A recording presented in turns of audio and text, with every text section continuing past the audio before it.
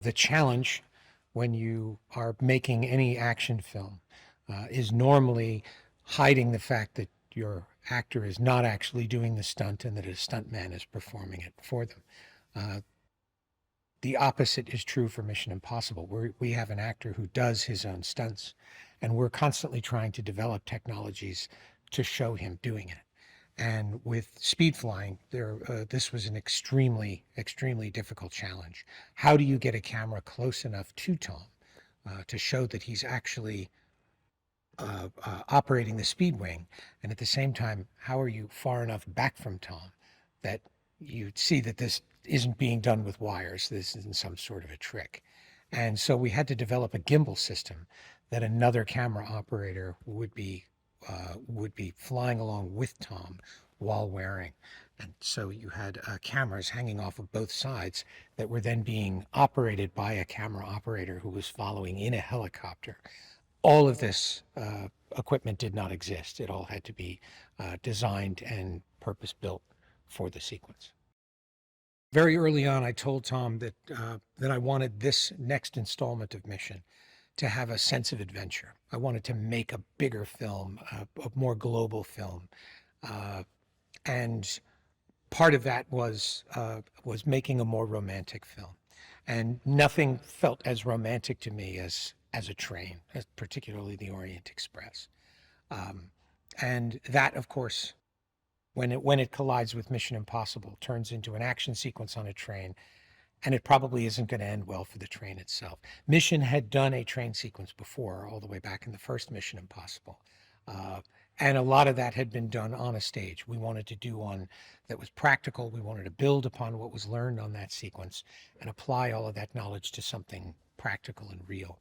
And that meant building a train where Esai Morales, who plays our villain, and Tom could be fighting on the roof of that train, and also how to wreck the train, how to wreck the locomotive, and in so doing, how do you keep that as a sequence?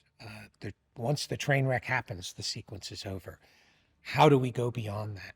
How do you have a train wreck happen so that you can stretch the event out? It's not one simple cataclysm, but many. That uh, that ambition uh, evolved into what is now the train wreck in our film, and it quite literally is a train wreck happening in slow motion. It was an extremely challenging sequence, not just to execute, but also to design.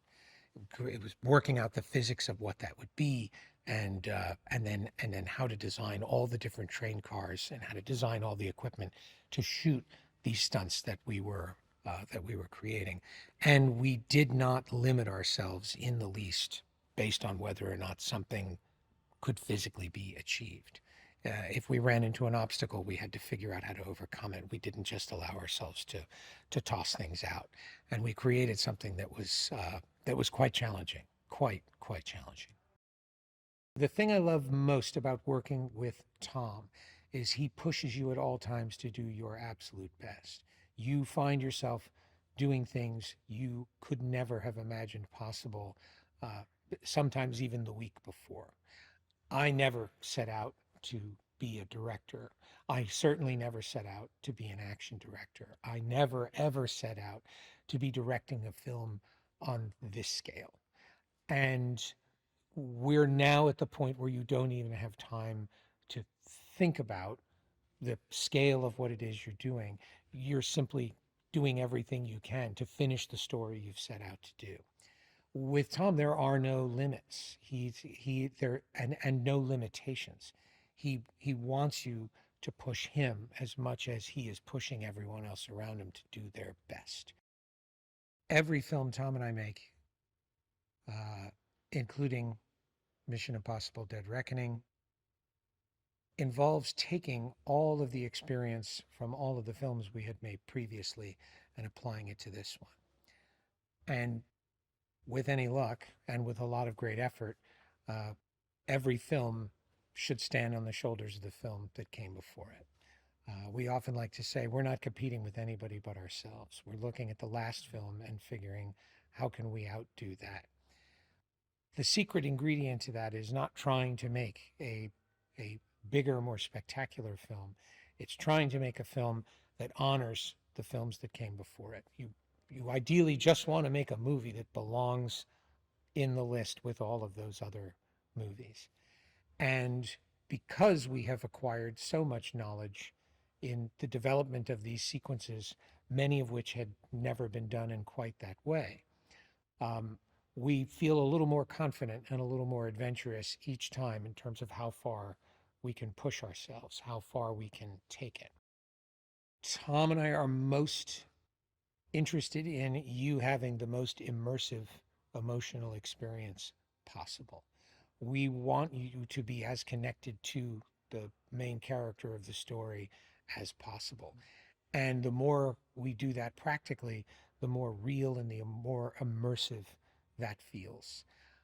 There is something tactile, there is something unpredictable.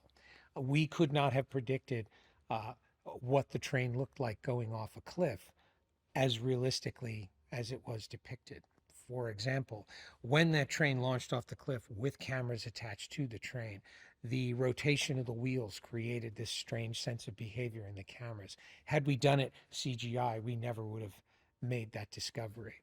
Uh, when we uh, when we when we were on the gimbal and the train was bending in the way that it did, with all of the furniture behaving the way that it did, it and there was grease on the floor. The actors are involved in something that is so unpredictable and so chaotic.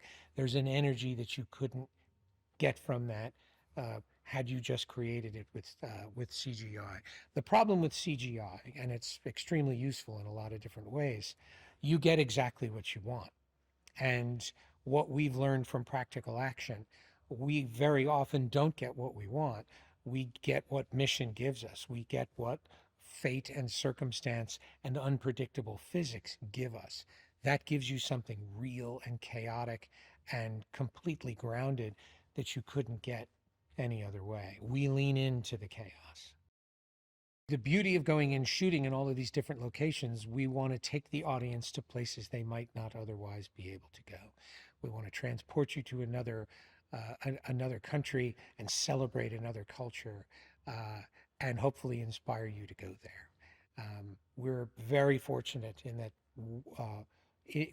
the places that we go are excited to have Mission Impossible come and show off their city, and we were not disappointed this time. We had a really warm welcome everywhere we went, uh, and I think people were just very excited to see the world coming back to life. What I love most about Mission Impossible: Dead Reckoning Part One is that every single actor in the story has their moment.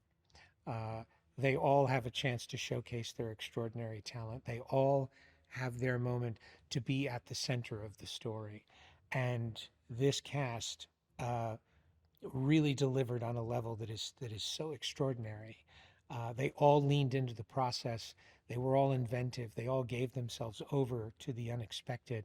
And as a result, they each deliver something truly unexpected.